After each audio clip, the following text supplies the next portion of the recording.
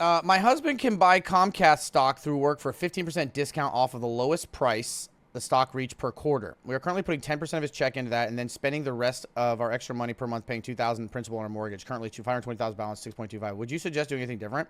I can't suggest doing anything different, but I feel like 10% of your check into one stock, especially a stock that is so volatile and is facing so many fucking headwinds with cable cutting and conglomerate monopolies being made and whatnot. I mean, of course, next thing you know, Comcast's going to get by Disney and the stock goes up 150% or some shit, and you're like, wish you would have kept doing it. I feel like 10% is a lot, especially when you're already getting a 15% discount. Lowest in the quarter is insane. No, that's normal. So most people who have, this is why I'm very big on telling people to take advantage of their stock employee stock program, because not only do you get a 15% discount generally, but they give it to you the lowest of the quarter. And so even if it's the end of the quarter and it's at a high, you get the lowest from that quarter, or if it's the end of the quarter, you get the lowest. So it's generally a really good deal. People don't pay attention to or don't know about it. I don't know. You said 10% of his check and $2,000 on principal of the mortgage.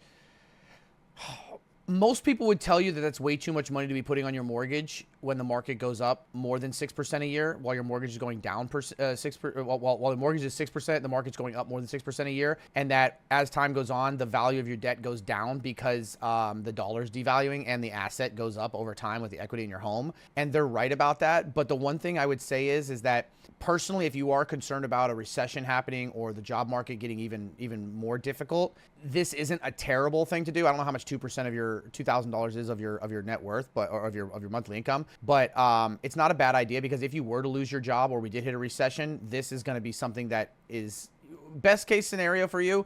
Not best case, but best financial scenario with this specifically is that if you do lose your job or get hours cut or something like that, you don't fall behind on this massive debt right here.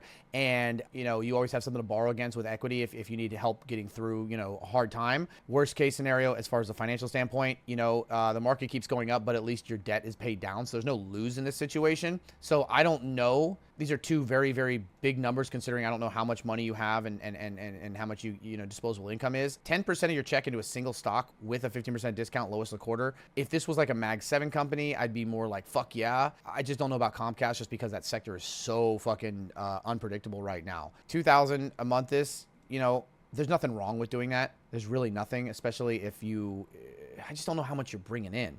Go look at Comcast, 4% divvy and a 4E PE ratio. Value as fuck. Value is a different thing than it used to be. We used to consider that value, but that's because it's trading at a low PE ratio. And historically, you wanted that because that means they were going to catch up. But right now, this is a vibe market, and it's a different market where everyone's pouring money into everything else. So I'm not saying Comcast is a bad stock. I'm saying, would you rather be stuck on a stock that gains 3% a year versus 20% a year, or 10% a year, or whatever? I don't know. Everyone has their own thing. I don't like to look at value plays anymore. Value oftentimes will leave you in the dust. So I'm not saying this specific one because I can't see the future. I know it sucks. I wish I could see the future. I'm just saying that Comcast itself right now, in a world where every single day we're getting closer and closer to studios being obsolete. I mean, you have to think of the bear case scenario.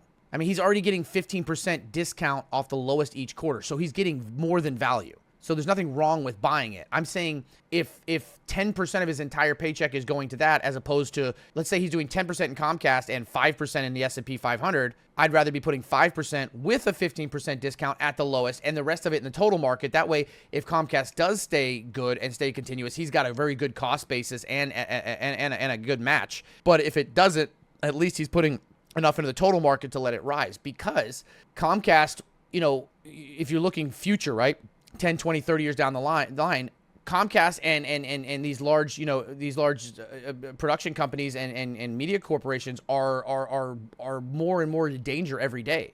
I mean, look at the mainstream news, cable news. Like when Trump got elected the first time, all the major cable news had a huge spike, but then when Biden got elected, they all fell off 80% in viewership, right? Because there wasn't a catalyst there.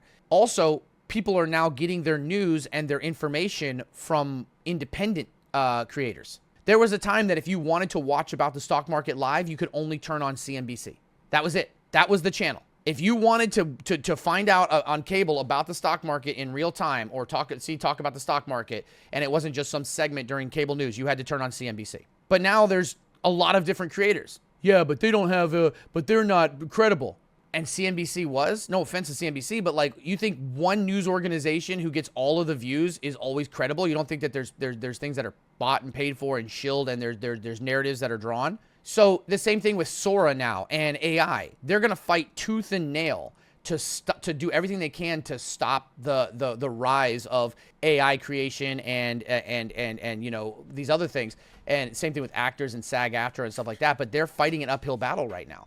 All right, well, ladies and gentlemen, happy Diwali to anybody who celebrates it. Also, that's why AWS went down yesterday.